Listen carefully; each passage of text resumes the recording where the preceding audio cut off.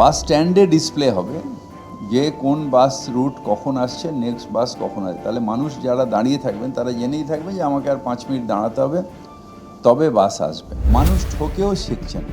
এত তো পুরো বাংলাব্যাপী এতবার হলো, আপনারা ঘন্টাখানে কতবার কত হাজারবার করেছেন, তারপরেও কিন্তু মানুষের প্রবণতাটা যাচ্ছে না। কেউ একটা দালাল বলে দিল আর আপনি গিয়ে টাকা দিয়ে দিলেন আর চাকরি হয়ে গেল, এটা তো সম্ভব না। Kolkata police, Bidhannagar municipal corporation, Howrah municipal corporation এবং কলকাতা মিউনিসিপ্যাল কর্পোরেশন, আমি আমার কমিশনার সবাই মিলে আমরা একটা মিটিং করলাম। সেই মিটিংয়ে আপনারা জানেন যে মাঝে মাঝে যেরকম অ্যাক্সিডেন্ট হওয়ার পরে আমরা একটা মিটিং নিয়েছিলাম আমাদের নগরায়নে, ঠিক সেই মিটিংয়ের ফলো আপ মিটিং এটা, যেখানে আমাদের স্থির হয়েছে যে এখানে একটা অ্যাপ তৈরি হবে। এখন ট্রায়ালে 12টা রুটে করবেন ট্রান্সপোর্ট ডিপার্টমেন্ট। এই 12টা রুটে বাসের কি বিহেভিয়ার, বাস ওভারটেক করছে কি না, বাস রাশ ড্রাইভ করছে কি না, ড্রাইভারের কাছে যে ফোনটা থাকবে স্মার্টফোন, আর আমাদের কাছে যে ফোন থাকবে তাতেই বোঝা যাবে যে কোন রুটের বাস, বাসের মালিকও দেখতে পারবে। সেকেন্ড হচ্ছে বাসগুলো যখন যাচ্ছে বাস স্ট্যান্ডে ডিসপ্লে হবে যে কোন বাস রুট কখন আসছে, নেক্সট বাস কখন আসছে। তাহলে মানুষ যারা দাঁড়িয়ে থাকবেন তারা জেনেই থাকবে যে আমাকে আর 5 মিনিট দাঁড়াতে হবে, তবে বাস আসবে। তো এই অ্যাপটা তৈরি করছেন আমাদের আইটি ডিপার্টমেন্ট এবং ট্রান্সপোর্ট ডিপার্টমেন্ট, এটার নোডাল এজেন্সি। আর আমরা কর্পোরেশন থেকে যে বাস স্ট্যান্ডগুলোকে একটু মডার্নাইজ করা, সেখানে আমরা লাগানো, এলইডি লাগানো, যেখানে এলইডি স্ক্রিনেও আসবে আবার লেখাও আসবে যে বাসটা কত দূরে কত মিনিটে আসবে। আর সেকেন্ড, যেখানে যেখানে বাস স্ট্যান্ড আছে অথচ বাস টার্মিনাস নেই, মানে বাস শেড নেই, সেইখানে কিছু শেড আমরা তৈরি করে দেবো ইমিডিয়েটলি। এইটা নিয়ে একটা মিটিং হয়েছে, যেটা একটা সমন্বয় coordination meeting, transport department mainly, তার সাথে ক্যালকাটা কর্পোরেশন, 3টে কর্পোরেশন এবং আইটি ডিপার্টমেন্ট নিয়ে আজকে আমরা একটা মিটিং করলাম, যেখানে আমরা নেক্সট কিছুদিনের মধ্যেই ট্রান্সপোর্ট ডিপার্টমেন্ট তারা যে 12টা রুটের বাস যাবে তাদের ড্রাইভারদের একটা প্রশিক্ষণ শিবির তৈরি হবে, যেখানে প্রশিক্ষণ দেওয়া হবে এবং তারপরে আমরা এই বাসগুলো ওখানে এলইডি লাগাবার পরে আমার মনে হয় যে 2-1 মাসের মধ্যেই আমরা এটাকে চালু করে দিতে পারব। চিরকালই মানুষ এইভাবে ঠকেছে।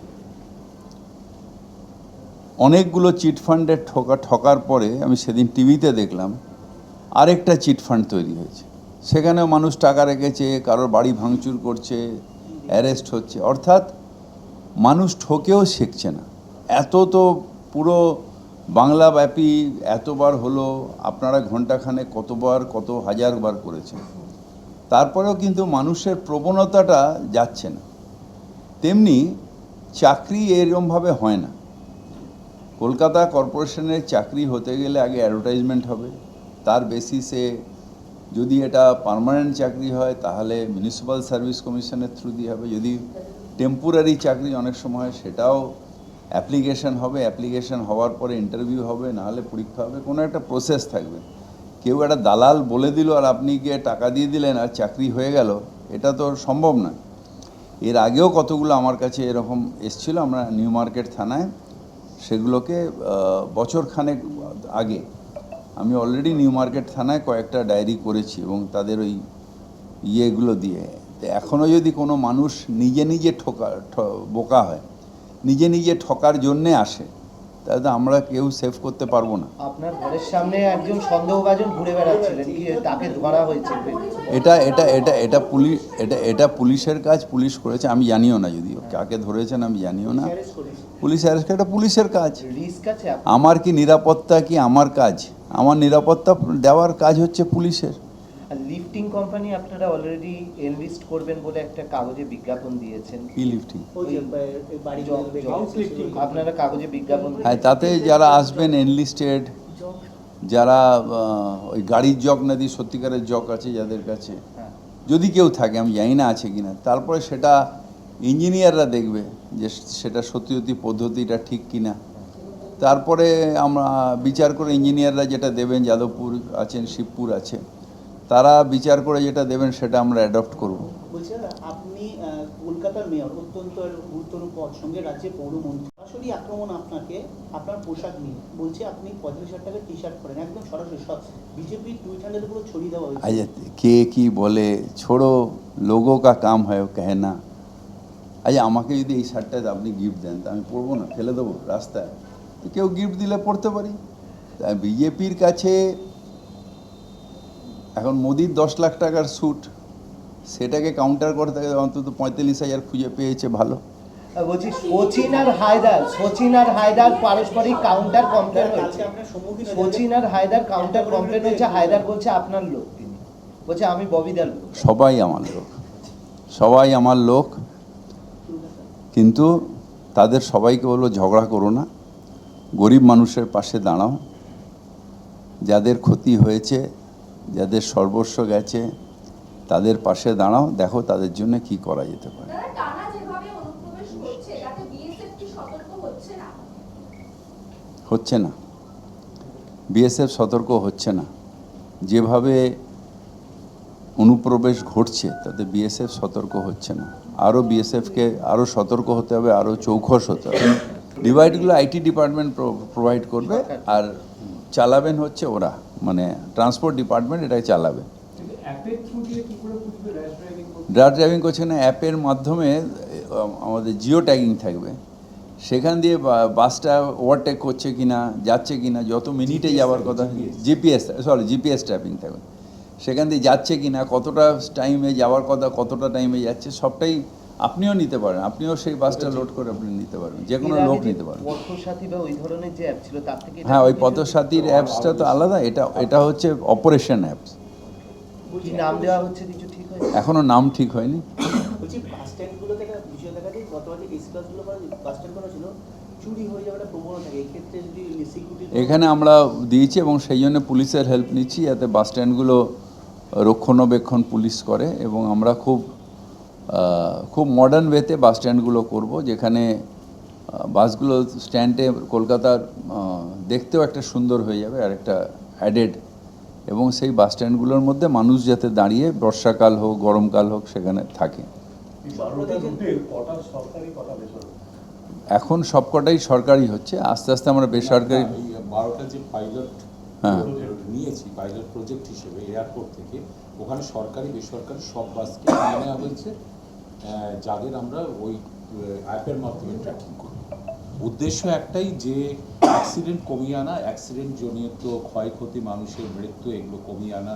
এই সেভ ড্রাইভ সেভ লাইভ এই ভাবনা যুক্ত হওয়ার পর থেকে 2016 সালের পর থেকে অ্যাক্সিডেন্টের সংখ্যা এবং মৃত্যুর সংখ্যা অনেকটা কমেছে। তবুও একটি অ্যাক্সিডেন্ট বা মৃত্যু তো আমাদের কাছে কাম্য হয় না। আপনারা সকলেই এটা প্রচার করেছিলেন যে বেশ কয়েকদিন আগে বেপরোয়া বাস চালিয়ে দুটো দুর্ঘটনা ঘটেছিল এবং মৃত্যু হয়েছে, এবং মাননীয় মুখ্যমন্ত্রী প্রচণ্ড উদ্বিগ্ন হয়েছেন সে ব্যাপারে, আমাদের নির্দেশ দিয়েছিলেন, আমরা তাই নিয়ে বসেছিলাম। এখন যেটা আমরা করতে চলেছি সেটা হলো একটা অ্যাপ তৈরি করা।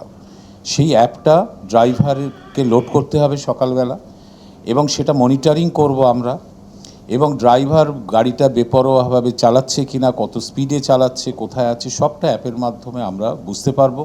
গাড়ির মালিকও কিন্তু জানতে পারবে। এবার ড্রাইভার যদি সঠিকভাবে চালায়, নিয়ন্ত্রণের মধ্যে চালায়, তাহলে অ্যাক্সিডেন্ট কমবে, মৃত্যু কমবে। কিন্তু সে যদি এই অ্যাপ ডাউনলোড করার পরেও সে এটা না শোনে, কে কারো প্রবণতা থাকে আমি মানব না, শুনবো না, তাকে নির্দিষ্ট কয়েকবার সতর্কীকরণের পর তার ড্রাইভিং লাইসেন্স বাতিল হবে। হ্যাঁ। নগরায়নে আপনি যিনি প্রেসমিট করেছিলেন, যিনি এসওপি নিয়ে কথা বলেছিলেন। হ্যাঁ, এসওপি তৈরি হয়েছে, নির্দেশিকা তৈরি হয়েছে, এখন এই অ্যাপের মাধ্যমে সেটাকে বলবৎ করা হচ্ছে। এটা একটা পার্ট। এটা 12টা রুট আমরা এখন পাইলট প্রজেক্ট হিসেবে নিয়েছি। না, একটা হচ্ছে তাকে ড্রিঙ্ক করা যাবে না,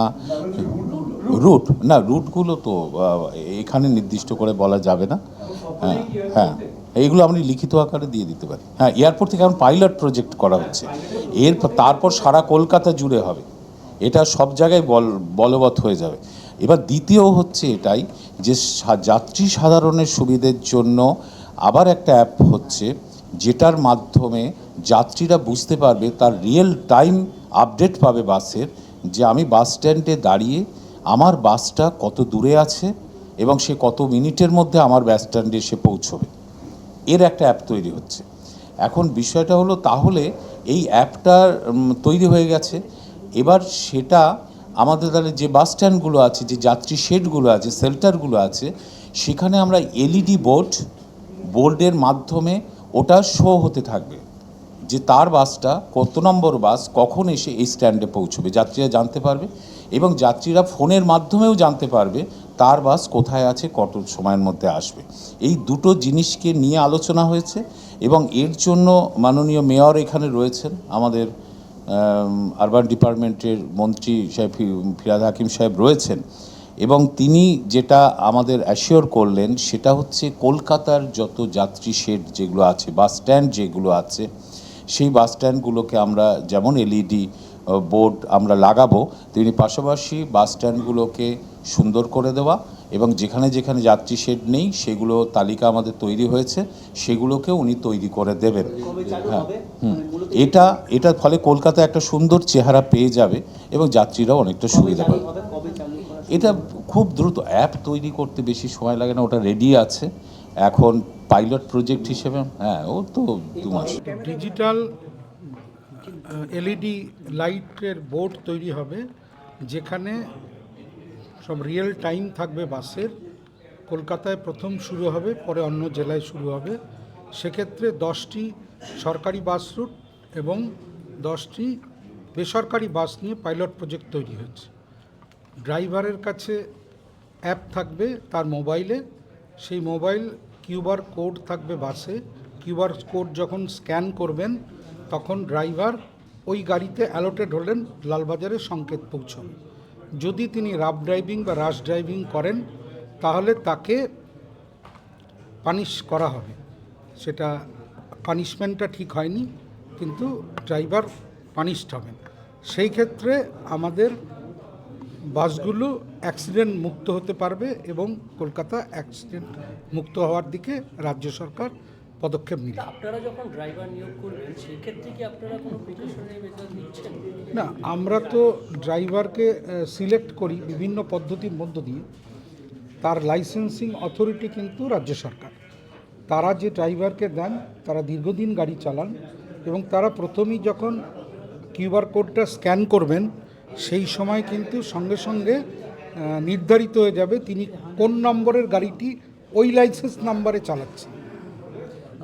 এই রিয়েল টাইম এর ফলে যাত্রী দুর্ভোগ কমবে? আপনারা কি অবশ্যই যাত্রী দুর্ভোগ দুটো জিনিস হবে। অ্যাক্সিডেন্ট প্রবণতা অনেক কমে যাবে, কারণ ড্রাইভার পুলিশের নিয়ন্ত্রণে থাকবে। দ্বিতীয় কথা হচ্ছে প্যাসেঞ্জার কমিউটাররা খুব সুন্দরভাবে জানতে পারবেন কোন মোড়ে কোথায় কোন বাস আসছে এবং কত মিনিট পর আসছেন। এর মধ্যে আমরা একটা প্রস্তাব রেখেছি, সেটা হচ্ছে যে কোনো নতুন জিনিস যদি ইমপ্লিমেন্ট করতে হয় তাহলে একটা কোনো উৎসাহ দেওয়া দরকার। সেই ক্ষেত্রে আমরা বলেছি যত ফাইন যত গাড়িতে আছে তাতে ওয়ান টাইম সেটেলমেন্ট করে সেই ফাইনগুলো থেকে বা ফ্যাব্রিকেটেড ফাইনগুলো থেকে আমাদের মুক্ত করে দেওয়া হোক। বিষয়টা সিদ্ধান্তটা এখন গভর্নমেন্ট সরকার নিচ্ছে, কী সিদ্ধান্ত হবে। বিষয়টা উদ্যোগটা খুবই ভালো, উদ্যোগটাকে আমরা সাধুবাদ জানাচ্ছি। এই ধরনের উদ্যোগ বেশ কিছু 2018তেও হয়েছিল, পথ দিশা এসব নিয়ে টিয়ে বন্ধ হয়ে গেছে। যেটা আমরা বললাম, আমাদের বলার সময় যেটা বলতে দিল, আমরা বললাম যে আগে পরিকাঠামো দরকার কলকাতা শহরের।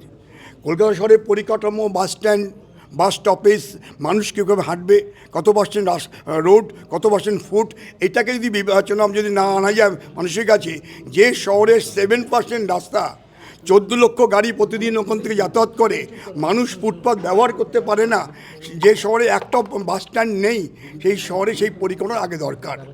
তা সরকার ঘাট নালের মতো এটা করুক, করার পরে আমরা নিশ্চিত আমাদের মডার্ন যুগে যখন হাতে প্রত্যেক স্মার্টফোন আছে, আমরাও চাই যাত্রী যেহেতু যাত্রীর পরিষেবা দেই, যাত্রীদের স্বার্থে গাড়ির সুরক্ষার জন্যে, ড্রাইভার যাতে ভালো গাড়ি চালায় তার জন্যে এই অ্যাপ যদি ঠিক মতন চালু হয় আমরা সহযোগিতা করব। শুধু কলকাতায় না সারা রাজ্যে? এই মুহূর্তে শুধু গ্রেটার কলকাতা করার জন্য প্রস্তুতি নিয়েছি, আমরাও সেটাই বলেছি। কলকাতা এবং গ্রেটার হ্যাঁ, গ্রেটার কলকাতায় বৃহত্তর আকারে গেলে সেটা কতটুকু সফল হবে আমরা বলতে পারছি, সেটা গভর্নমেন্ট বলতে পারবে। কিন্তু আমরা সফল হওয়ার জন্যে পরিকাঠামোটাকে তৈরি না করে যদি এই উদ্যোগটা নেওয়া যায় কতটুকু সফল হবে আমরা জানি না, কিন্তু আমরা সাহায্য করব, চলবো। ডিভাইস কি গভর্নমেন্ট দেবে? আমি সেটা বলছি না, এখন আমাদের পক্ষে একটা সব ড্রাইভারদেরকে স্মার্টফোন নেই, কারণ সেক্ষেত্রে তাদের স্মার্টফোন দরকার। যেখানে আমরা 9 বছর ভাড়া বৃদ্ধি হচ্ছে না বা পয়সা পাচ্ছি না, সেখানে স্মার্টফোন কিনতে গেলে আবার 15,000 টাকা দিতে হবে, এটা বাড়তি চাপ। নেটেরও তো খরচ ও সবই আছে, সব খরচা আছে, শুধু এখানে গভর্নমেন্টের এই টোটাল ইনফ্রাস্ট্রাকচার তৈরি করুক। সুতরাং ইনফ্রাস্ট্রাকচারটা না তৈরি করে চাপিয়ে দিলে এটা শুধু যে কতটুকু সফল হবে সেটা পাবলিক বিচার করবে, আমরা কিছু বলতে পারছি না। কিন্তু যেহেতু আমরা পরিষেবা দেই, আমাদের দায়িত্ব আছে ভালো পরিষেবার জন্যে, স্মার্ট পরিষেবার জন্যে, স্মার্ট শহরে আমরা এটাকে সাধুবাদ জানাচ্ছি। বাংলা হান্টের আরও খবর দেখতে নজর রাখুন। বাংলা খবর মানেই বাংলা হান্ট।